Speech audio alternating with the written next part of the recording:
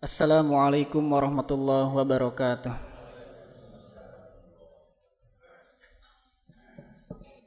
الله أكبر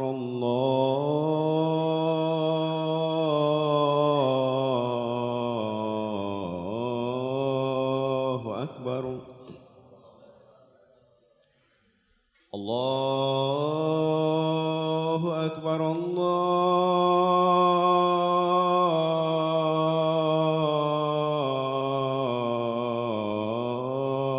الله أكبر.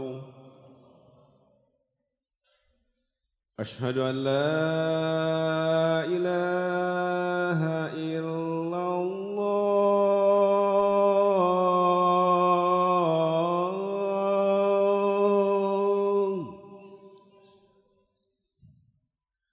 أشهد أن لا إله إلا الله.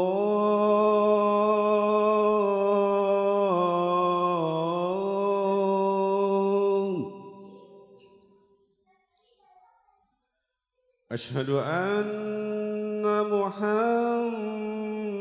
رسول الله.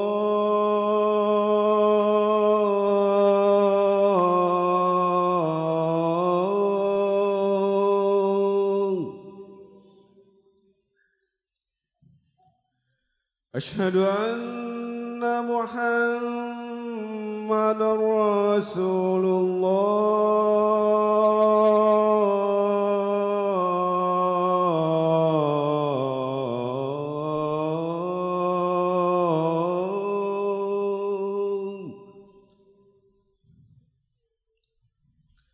حي على الصلاة.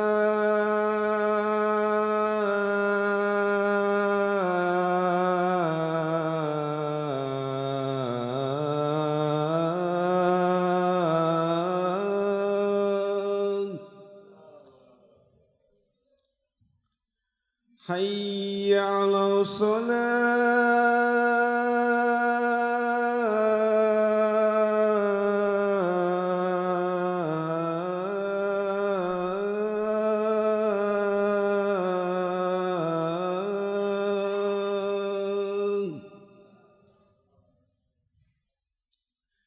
حي على الفلاح.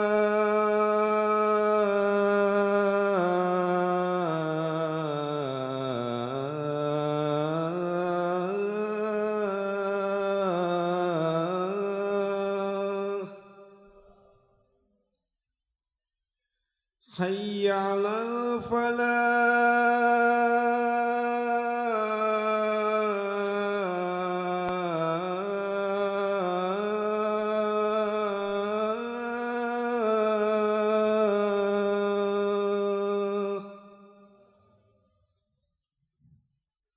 الله أكبر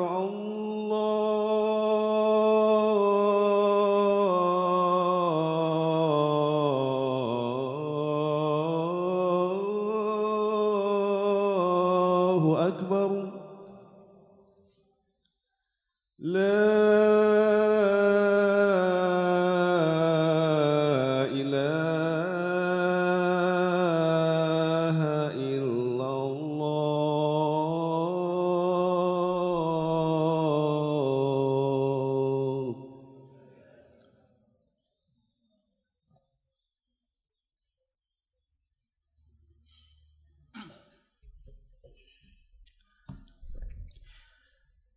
Innal hamdalillah nahmaduhu wa nasta'inuhu wa nastaghfiruh wa na'udzu billahi min syururi anfusina wa sayyiati a'malina. May yahdihillahu fala mudhillalah wa may yudhlilhu fala hadiyalah. Asyhadu an la ilaha illallah wa asyhadu anna Muhammadan abduhu wa rasuluh allazi la nabiyya wa la rasula ba'da amma ba'du. Faqala Allah Ta'ala fil Qur'anil Karim, a'udzu billahi minasyaitonir rajim. Wa qala ar-rasul, ya rabbi inna qaumi ittakhadhu hadzal qur'ana mahjura. Jamaah Jum'ah, undangan Allah yang sama-sama mengharapkan ridho dan ampunan dari Allah Subhanahu wa taala. Alhamdulillah, bersyukur kita kepada Allah karena siang ini kita masih diberikan kesempatan, diberikan kekuatan, diberikan oleh Allah jatah untuk sama-sama melaksanakan ibadah kepadanya di hari ini. Mudah-mudahan seluruh rangkaian aktivitas ibadah kita, dari mulai kita bangun tidur sampai nanti tidur kembali, dicatat sebagai amal soleh yang dapat mendatangkan pahala dan ampunan dari Allah Subhanahu wa taala.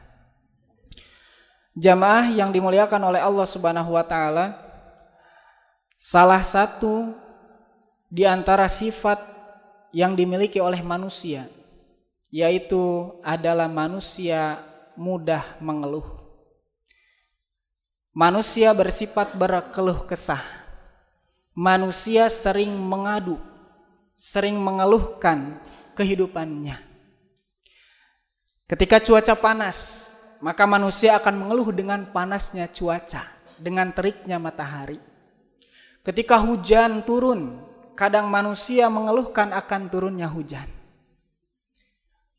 Di tempat kerja, manusia mengeluhkan pekerjaannya. Di rumah, terkadang kita mengeluhkan pasangan, mengeluhkan anak-anak kita. Maka itu semua adalah bagian dari fitrah seorang manusia, yaitu sering mengeluh. Maka nanti dalam perjalanan hidup manusia, kualitas seseorang akan dilihat dari apa yang dikeluhkan olehnya di dalam kehidupan. Karena fakta di dalam Al-Quran, ternyata manusia terbaik sekalipun, manusia yang sangat luar biasa, manusia yang sangat hebat, manusia yang menjadi teladan kita semua, manusia yang menjadi panutan kita semua pun dalam hidupnya ternyata pernah mengeluh. Dan luar biasanya keluhannya kemudian diabadikan di dalam Al-Quran. Jadi ada satu momen di mana ternyata Rasulullah SAW mengadu kepada Allah, mengeluhkan tentang apa yang menjadi keresahan dirinya.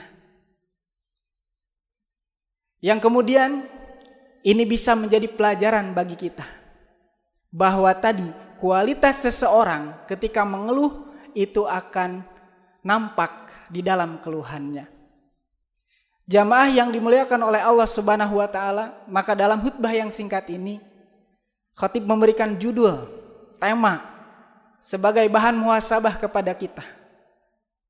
Dengan judul dan Rasul pun mengadu, dan Rasul pun mengeluh.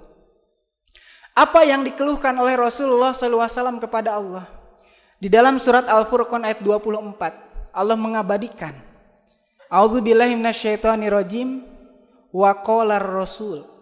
Dan Rasulullah SAW berkata, mengadu kepada siapa? Kepada Allah. Dengan kalimat apa? Ya Rabbi, wahai Tuhanku, inna qaumi, sesungguhnya kaumku, ittakhadhu hadzal qur'ana mahjura, menjadikan Al-Quran sesuatu yang mereka tinggalkan. Ayat ini menggambarkan betapa luar biasanya cinta Nabi kepada kita selaku umatnya. Betapa luar biasanya perhatian, kepedulian, care-nya Nabi kepada kita. Sampai kemudian Nabi mengeluhkan tentang kondisi umat bersama Al-Quran. Ya Rabbi, inna hadzal qaum ittakhadhu hadzal qur'ana mahjura. Bahwa kaum Nabi telah meninggalkan Al-Quran. Maka 14 abad yang lalu ini menunjukkan bahwa di zaman apapun, pada tahun berapapun, manusia akan meninggalkan Al-Quran. Maka luar biasanya adalah Rasulullah tidak mengadu tentang ditolaknya beliau ketika dakwah. Rasul tidak mengadu kepada Allah tentang tidak diiyakannya dakwah Rasul kepada umat. Tetapi Rasul mengadukan tentang kondisi umat bersama Al-Quran seperti apa. Maka Ibnu Katsir menafsirkan bahwa seseorang meninggalkan Al-Quran paling tidak ketika dia meninggalkan 5 hal. Apa indikatornya? Yang pertama yaitu la yaqra'uhu.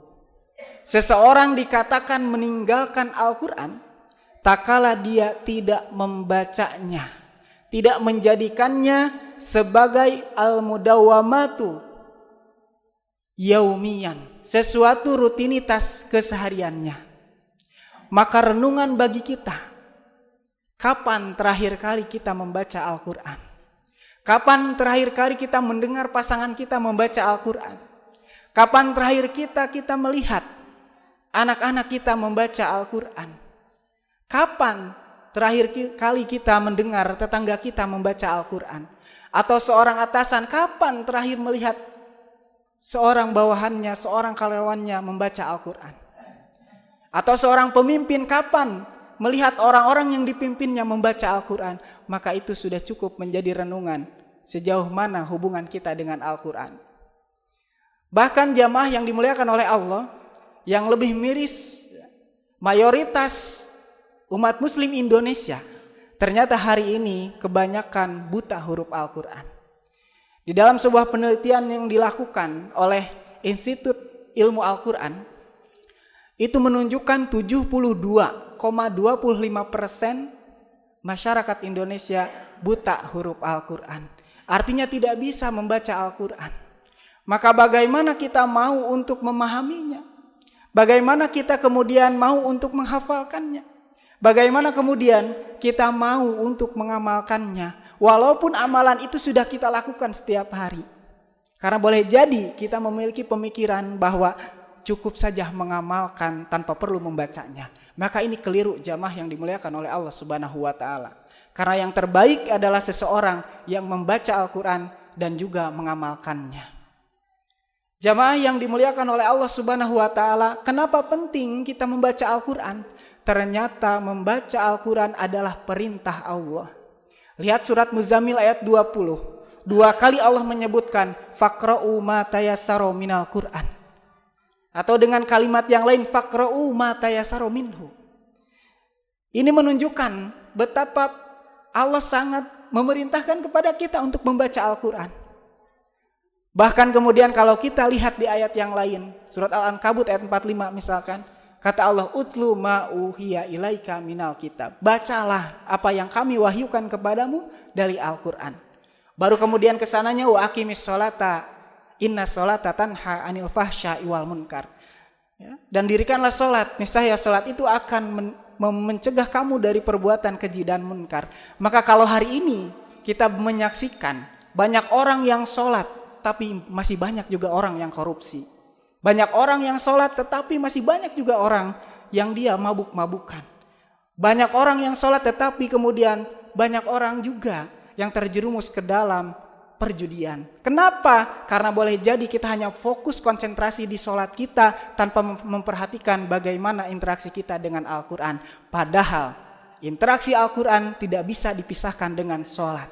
Makanya kata Allah, wala dzikrullahi akbar. Sholat, baca Quran adalah zikir, adalah bentuk ingat kita kepada Allah yang sangat besar. Jamaah yang dimuliakan oleh Allah Subhanahu wa taala, maka dalam keseharian kita harus kita sempatkan baca Quran.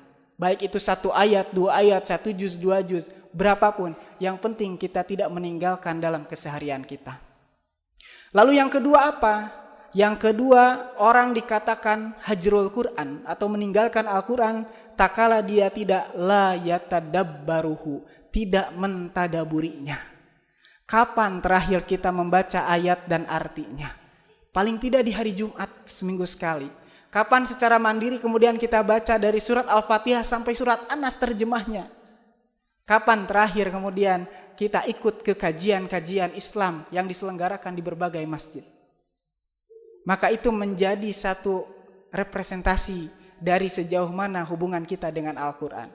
Maka tadaburi Al-Quran, kenapa? Karena orang yang tidak mau mentadaburi Al-Quran, berarti ini berindikasi bahwa hatinya terdapat sebuah penutup yang menutupi hatinya sehingga cahaya Al-Quran tidak bisa masuk. Karena kata Allah dalam surat Muhammad, ya, Allah menyebutkan afala yatadabbarunal Qur'an am ala qulubihim aqfaluha. Apakah kalian tidak mentadaburi Al-Qur'an, kata Allah, atau di dalam hati kalian terdapat gembok sehingga tertutup pintu-pintu hidayah, cahaya-cahaya hidayah kepada hati-hati kalian. Maka tadaburi, baca terjemahnya, baca juga ayatnya. Lalu kemudian yang ketiga, orang dikatakan meninggalkan Al-Quran, yaitu ketika tidak la ya'malu bihi. Ketika seseorang tidak mengamalkan Al-Quran, maka ini lebih luar biasa lagi. Tak kala kita tidak mau untuk mengamalkan apa yang disampaikan Allah melalui Al-Quran.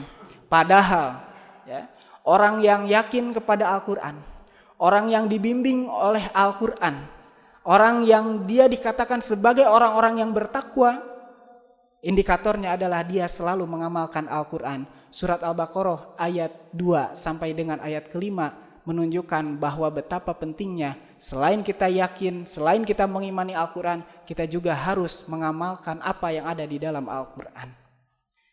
Lalu kemudian yang keempat apa? Yang keempat, seseorang dikatakan meninggalkan Al-Quran ketika la yahkumu bihi, yaitu tidak menjadikannya sebagai hukum dalam kehidupannya, tidak menjadikannya sebagai dalil, sebagai hujah saat dia berkata, tidak menjadikannya dalil ataupun hujah saat dia melakukan sesuatu, tidak menjadi dalil atau hujah dalam kehidupan bermuamalahnya. Maka cukup peringatan dari Allah, wa malam yahkum bima anzalallah faulaika humul kafirun zalimun fasikun. 3 level orang ketika tidak mau berhukum dengan hukum Al-Quran. Yang pertama Allah sebutkan sebagai orang kafir, orang yang ingkar, orang yang tidak mau tunduk patuh kepada Al-Quran. Padahal kata Allah, wa may yakfur bihi faulaika humul khasirun. Siapapun yang mengingkari Al-Quran, maka sesungguhnya mereka orang-orang yang rugi. Jadi rugi kalau kita mengingkari Al-Quran. Yang kedua, paling tidak kalaupun tidak kita kafir secara hakiki, maka kata Allah kita sebagai manusia yang zalimun, yaitu orang-orang yang zalim, di mana saat Allah ingin berikan sesuatu yang terbaik kepada umatnya, kepada manusia, yaitu berupa petunjuk, tetapi kita tidak menjadikannya sebagai hukum, maka sudah cukup kata Allah kita sebagai orang yang zalim. Atau kemudian level berikutnya adalah fasikun, paling tidak kita menjadi orang-orang yang fasik, orang-orang yang berdosa, orang-orang yang membangkang terhadap apa yang menjadi aturan-aturan yang Allah sampaikan di dalam Al-Quran.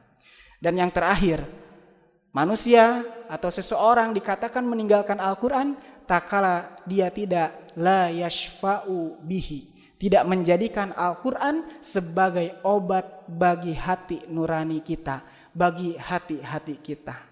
Maka sejatinya Al-Quran ini harus kita jadikan sebagai obat.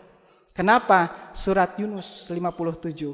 Ya ayuhan nas, kata Allah, wahai manusia, qad ja'atkum mau'izatum mir rabbikum, sungguh telah datang kepadamu pelajaran yang baik dari Tuhanmu.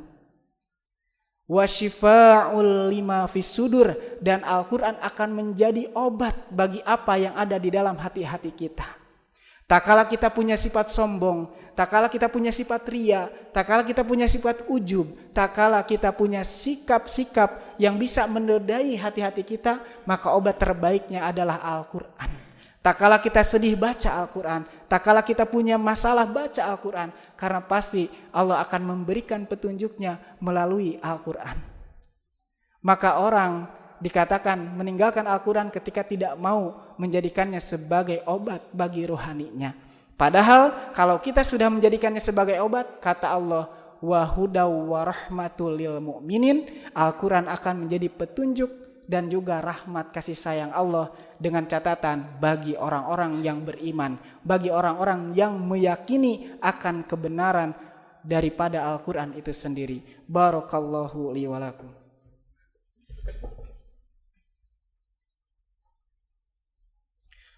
Alhamdulillahilladzi alafa baina qulubina fa asbahna bi ni'mati ikhwana. Asyhadu an la ilaha illallah wa asyhadu anna Muhammadan abduhu wa rasuluh alladzi la nabiyya wa la rasula ba'da amma ba'du. Jamaah yang dimuliakan oleh Allah Subhanahu wa taala, di khutbah yang pertama kita sudah mengenal ada 5 indikator ketika seseorang dikatakan meninggalkan Al-Quran, atau dalam bahasa Al-Quran disebutnya hajrul Quran.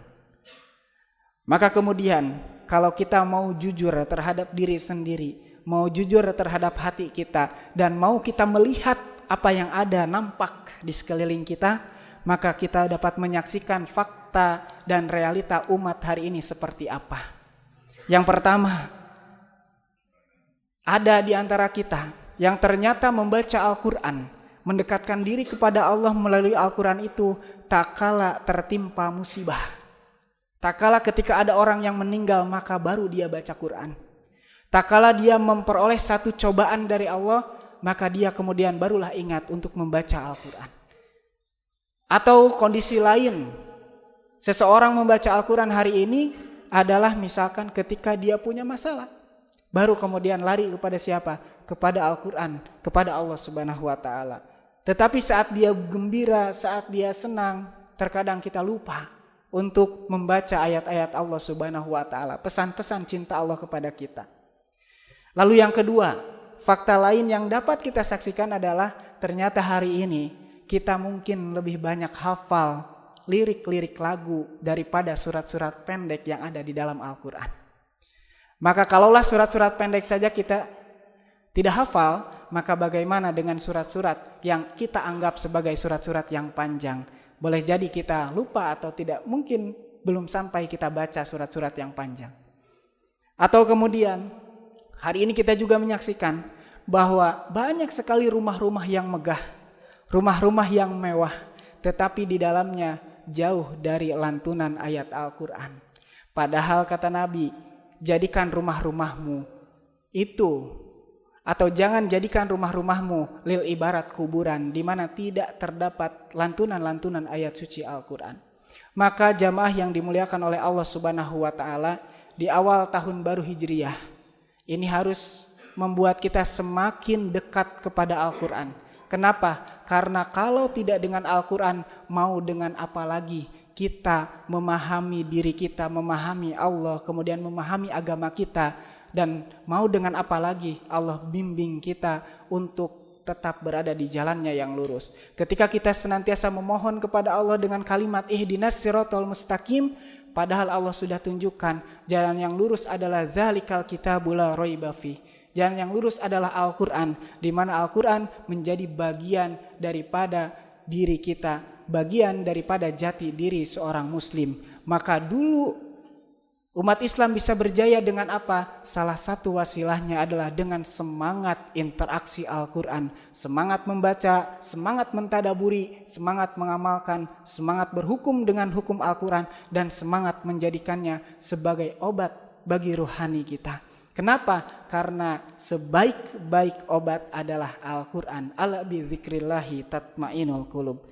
Jamaah yang dimuliakan oleh Allah Subhanahu wa Ta'ala, maka mudah-mudahan melalui khutbah yang singkat ini Allah Subhanahu wa Ta'ala berikan kepada kita bimbingannya untuk bisa interaksi dengan Al-Quran dengan sebanyak-banyaknya, selama-lamanya selama kita hidup, daripada kita sibuk dengan hal-hal yang tidak mendatangkan manfaat. Maka lebih baik kita hiasi hari-hari kita dengan membaca Al-Quran.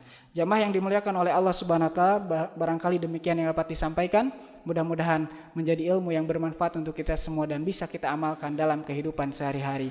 Rabbana zalamna anfusana wa illam taghfir lana wa tarhamna lanakunanna minal khasirin. Rabbana atina fid dunya hasanah wa fil akhirati hasanah wa qina adzabannar. Aqulu qouli hadza wa astaghfirullah li wa lakum. Wassalamu alaikum warahmatullahi wabarakatuh. Aqimus shalah.